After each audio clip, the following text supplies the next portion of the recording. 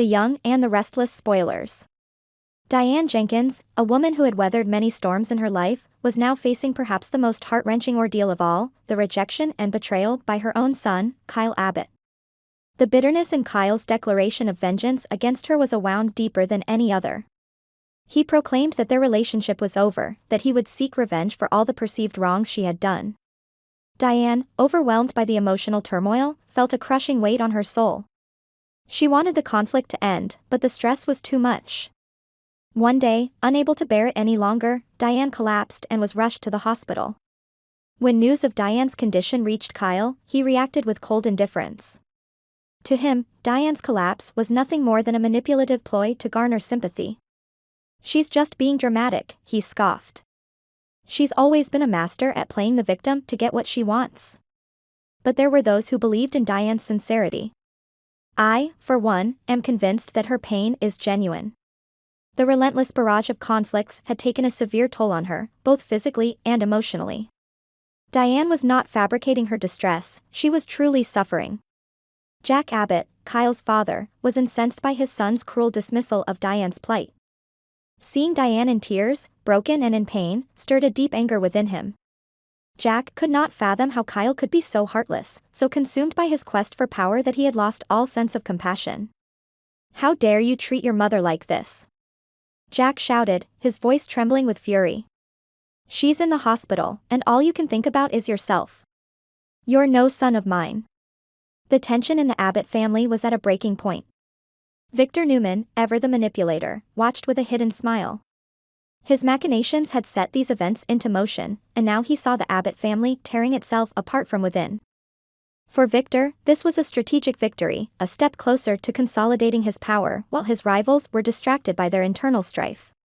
The situation had indeed become extremely complex and fraught with emotional and ethical dilemmas.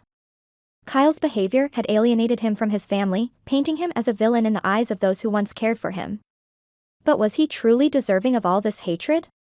Or was there a deeper, more nuanced explanation for his actions? Kyle's harsh stance towards Diane might stem from a place of deep-seated hurt and unresolved issues. His anger and desire for revenge could be his way of coping with feelings of abandonment or betrayal that he had carried for years.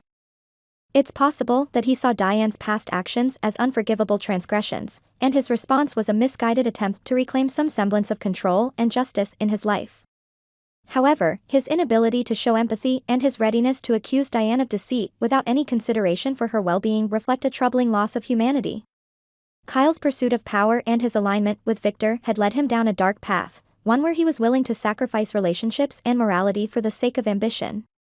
Jack's desire to physically confront Kyle is understandable, given the emotional intensity of the situation.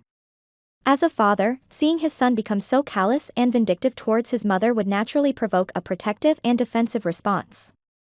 But violence would only exacerbate the situation, adding another layer of conflict to an already volatile mix. Diane, lying in her hospital bed, might find some solace in knowing that not everyone had abandoned her. Despite Kyle's betrayal, there were those who saw through the facade and understood her genuine suffering. The path to reconciliation, however, seemed almost impossible at this point. The wounds were too deep, the trust too broken. In the grand scheme of this family saga, each character's actions are influenced by their past experiences, their insecurities, and their ambitions.